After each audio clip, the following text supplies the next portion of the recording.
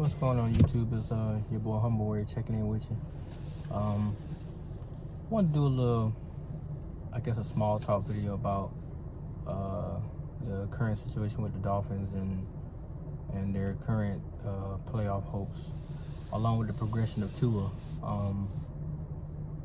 Currently, as they stand, they're 6-7. They are currently in 13th place, right behind the Raiders, with the same exact record. And the Raiders are on the tiebreaker.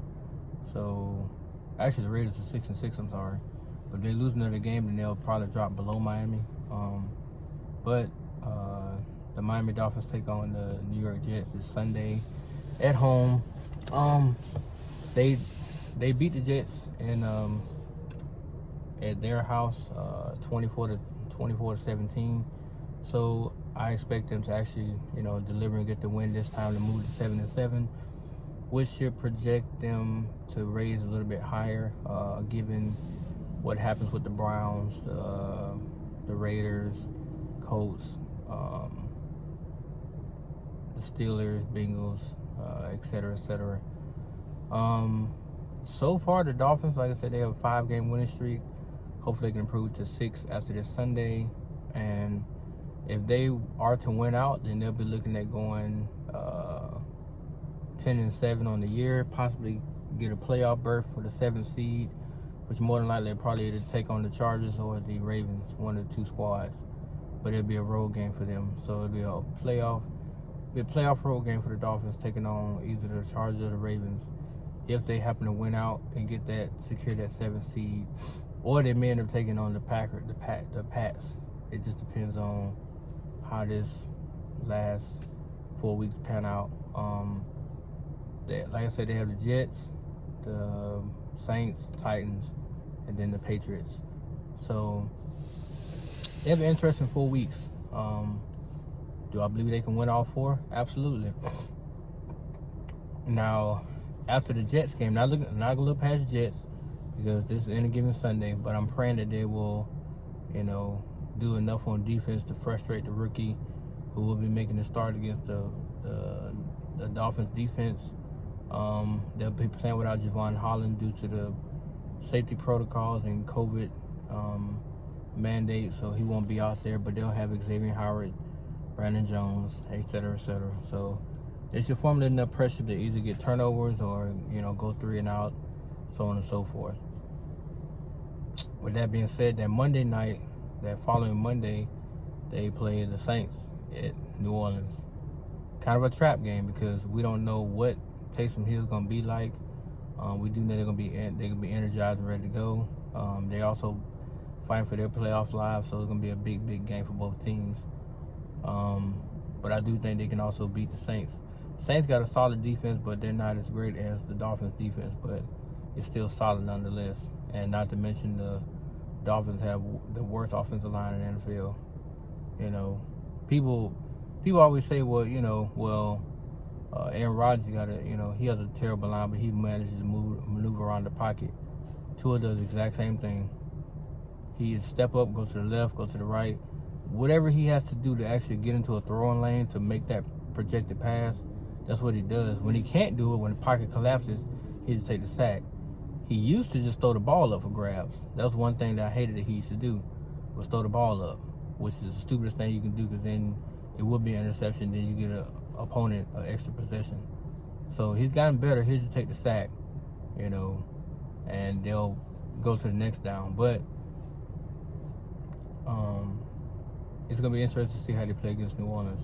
Against Tennessee, they're going to Tennessee, but Derrick Henry's out for the season, so that's a huge sigh of relief in terms of that rushing attack, but they still have 2 decent backs.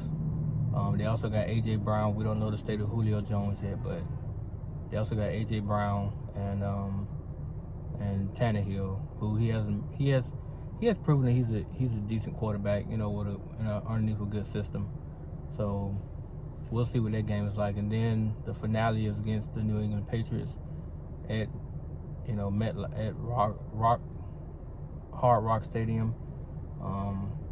That game right there should tell a lot, because I think the Patriots may end up being like maybe 11-5 or maybe 10-6, or maybe 11-6, or something like that. So they'll be fighting for, some kind of supremacy. Because I don't see the Patriots winning out like that. I really don't. But because their offense is basically pedestrian, it relies mainly on the run game. And once you stop that, then, which is hard to do now, they have creative ways of running the ball. But once you stop that, then it does go down to Mac Jones. And for right now, all he does is dink and dunk. He don't really read defenses like that. So he mainly just tries to get the ball off as quickly as possible without going through so many progressions. And that's the way Bill Belichick wants to play right now. Fine and dandy. But come playoff time, he more than likely get exposed. But again, they have a legit chance to be 10-7 by the end of the year, possibly fighting for a 7th seed and making it to the postseason. Now, with all that being said, I gotta speak on my boy. So, Tua Tagovailoa, the hate is real. The love is real. Either you like him or you don't. There's no in between. A lot of people want to see him get better. They do like the progressions that he's made this season, as do I. I like the fact that he's taking more command of the offense.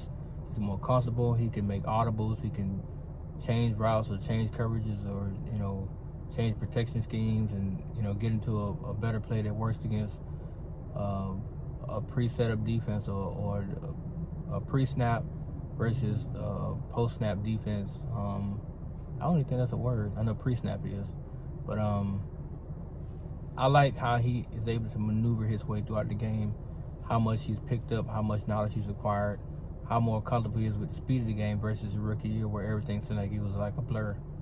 So now that the game has slowed down for him, you see now that he's able to avoid, big losses and, take what they're giving him versus trying to make that extraordinary play like he did in college, Because last season, I think as a rookie, he did that a lot. He would try to extend the play even when there was no play to be extended, but he would try his best to keep the play going, knowing that, the defense is closing in, and hence he either turn the ball over or take unnecessary, loss of downs or a big loss for no reason. But this year, I think that the addition of Jalen Waddle, his receiving core, Will Fuller's still not there. We don't know if he's going to play Sunday or not. I hope he does. But Albert Wilson, I thought Albert Wilson was going to be better than what he was. But he does some of the dumbest stuff I've ever seen in my life on the football field. Devontae Parker can't stay healthy to save his life. Preston Williams can't stay healthy. So for me, it's kind of like, I guess it's kind of like a toss-up for Tua. Like, who's going to be healthy versus who's available and who's not going to be available. And so far, his only two cornerstones are Mike Gronkowski and Jalen Waddle.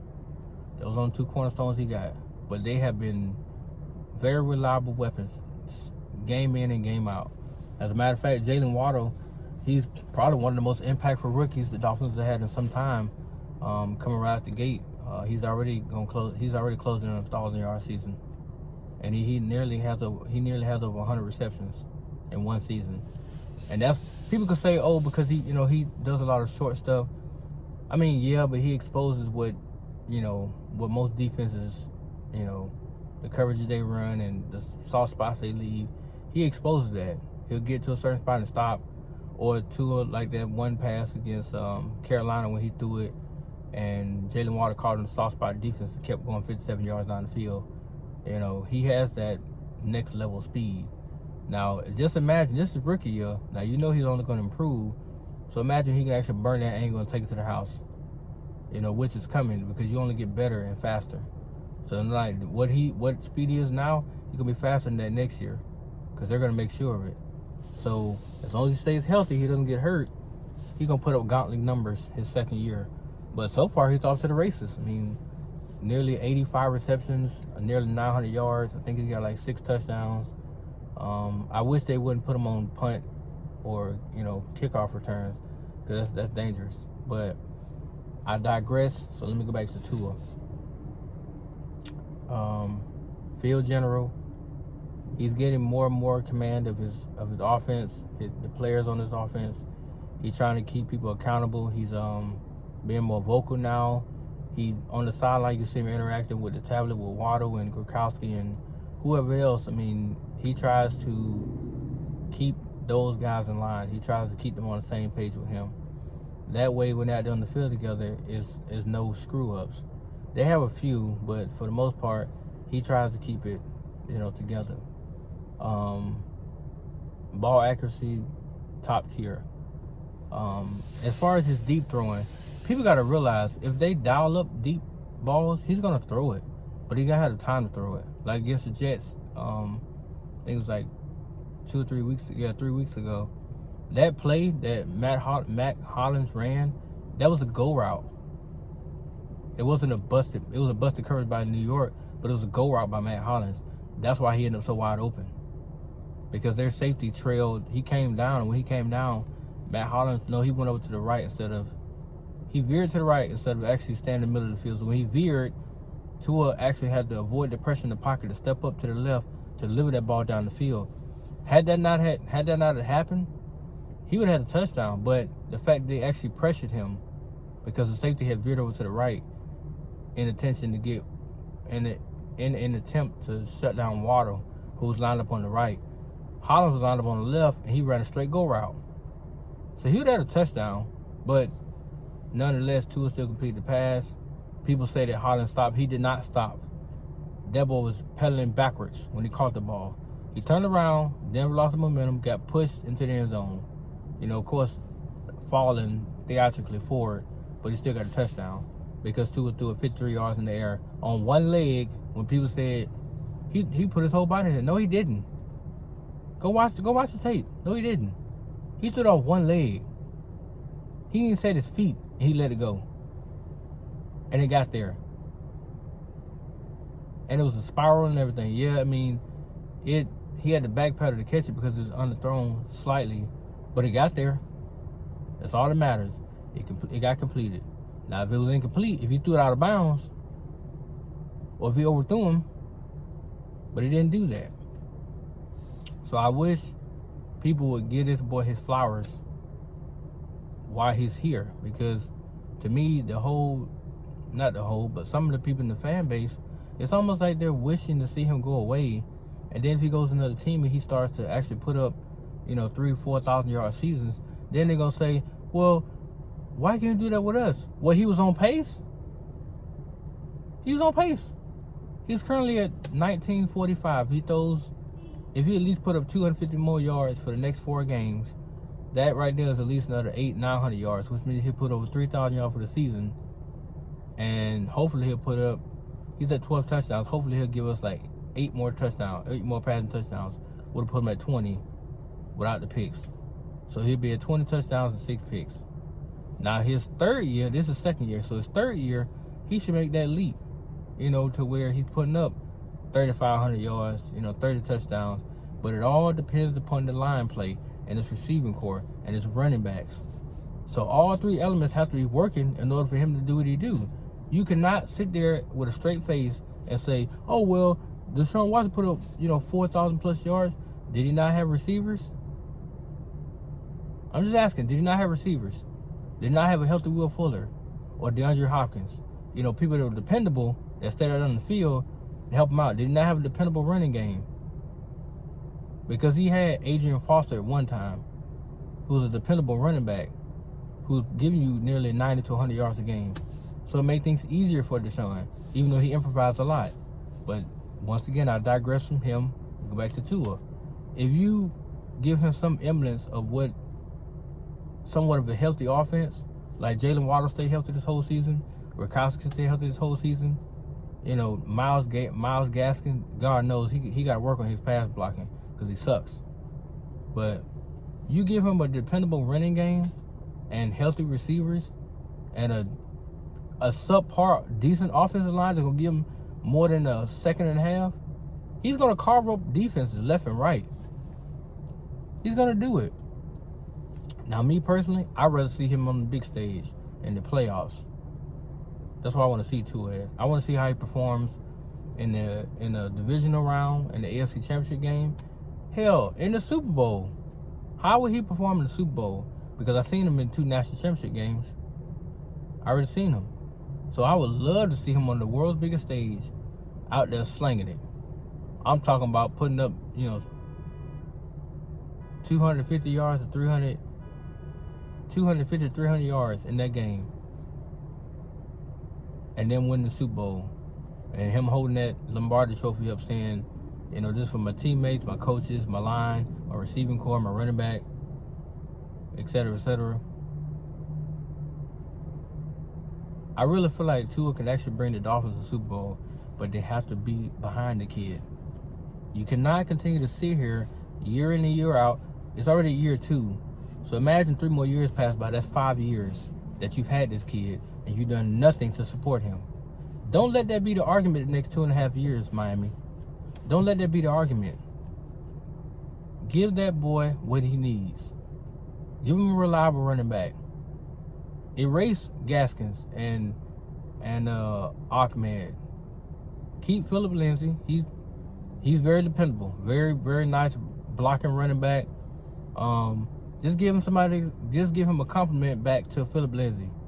Because we don't know how much longer Philip Lindsay is going to be in the league, but while he's here, why not utilize him for his strengths? He can pass block, he can catch, he can run routes as a running back from the backfield. Use him. Like you did. Use him. Watch how he makes the offense better. Because against the Giants, that's exactly what he did. But you got to use him. Get him a dependable receiving core. Get rid of Devontae Parker. Get rid of Preston Williams. Get rid of Will Fuller, Albert Wilson. Cut them boys. Let them go. Go out there and get you somebody trustable. I mean, if necessary, draft a receiver. Draft somebody. Hell, the kid from Alabama, Williamson, draft him. You got the 21st pick, draft a receiver. Or if you can't do that, draft an offensive lineman. And if Williamson falls far enough, if you feel like he's going to be a dynamic playmaker alongside Jalen Water and Gronkowski, then draft his ass and get rid of Devontae Parker. Get rid of him because he's not dependable, he's not healthy. When he does play, he puts up subpar decent numbers. I mean, but he's more possession receiver. He likes to, run comeback routes and stuff like that, or out routes to the sideline where he could tiptoe and catch the ball, for a first down. That's all he does. So it's time for him to go now. You trying to develop speed. You already got Waddle. Gronkowski's a nice big centerpiece to the puzzle, but you still need that outside threat. Because Waddle can do all his damage on the inside. He can literally go slant routes, crossing routes, stuff like that to keep the defense honest, to keep them safeties occupied. All you need is somebody to go over the top of them. Because the receiving core you got right now cannot do that. And that's not helping Tua. If you want to impactfully raise his numbers, let him be able to bomb the ball over the defensive head. But he needs that receiver. He needs that. Without it, he's still going to get those subpar 210-yard games, 221, 225, 230, because he's going to steadily be going outside 10 yards, inside 10 yards, outside 10 yards, every now and then a post route that won't be open all the time unless Water runs it. So he needs that reliable receiver on the outside that's going to run those go routes, the long post routes, the long post route and the long flag routes, stuff like that. He needs that. That way it keeps the defense honest. That way the safeties don't creep up too much and they'll be forced to stay on their heels because they don't know what's going to hit them. Hitch and go, slant and go, all those kind of routes are viable. They keep a defense honest, especially hungry ass cornerbacks instead of like to sit there and bite on simple routes. Okay, bite on you want to. I'm gonna give you a double move and keep going.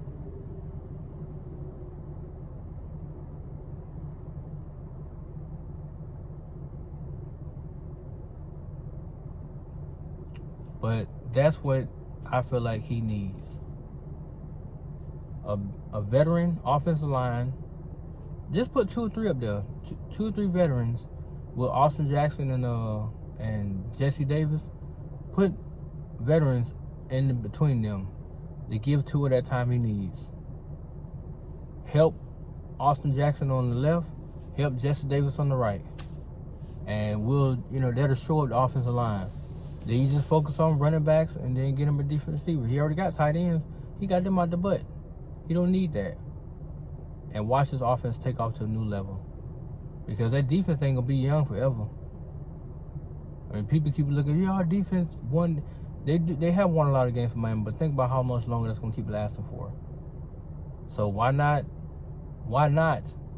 smartly boost his offense along faster so that they can actually be able to contribute to the defense's performances. Because there's only one game they did that, and that was Carolina. That's it. So they need to come with it. Does all that fall on Tua? No. Because to me, he's progressed a great deal. He has made a major jump from year 1 to year 2. And it showed. It may not show in the stat line, but he missed, 4 games? He's played, I think, they're 6 and 7, so he's played 9 games. In 9 games, he put up nearly 2,000 yards, like he did last year. Because last year he finished with 18-14. He is 65 yards, he is 55 yards away from 2,000 yards for the season, passing. That's not great, but compared to where he was last year, in just 10 games, almost 2,000 yards after missing 4, that's pretty damn astounding. That means he's been chucking that mug. And he got 12 touchdowns and 6 picks. Not a bad ratio. Now I do want him to continue to rise to touchdowns, because if he put up 4 this game, that's 16-6. It'd be nice to see a 4 touchdown game like he did against Atlanta, which I think he's more than capable of doing. But his numbers are growing. That's what you want to see. But so are the wins. They won the last 5 games in a row, and 4 of them was because of him. Him and the defense. I'm not going to give credit to one without the other. Him and the defense. Because that Baltimore game was strictly defense. He just happened to come in the second half to help the offense close the deal, which is what you're supposed to do on offense. You're supposed to score and close the deal. That's exactly what Tua did. And that's off of his injury. So, to me, the sky's the limit. It really is. But let me know what you think, guys. What area would you like to see him improve in? And what numbers would you like to see put up next season? Because like I said, that'd be his 3rd year. 3rd year, 2nd mini camp, training camp, blah, blah. So what numbers do you want to see get put up next year via what their schedule going to be looking like? Let me know in the comment section. Like I said, I'll be doing a reaction video to the game Sunday, so be on the lookout for that. Other than that, guys, have a blessed day, and I'll be talking to you guys later. Peace.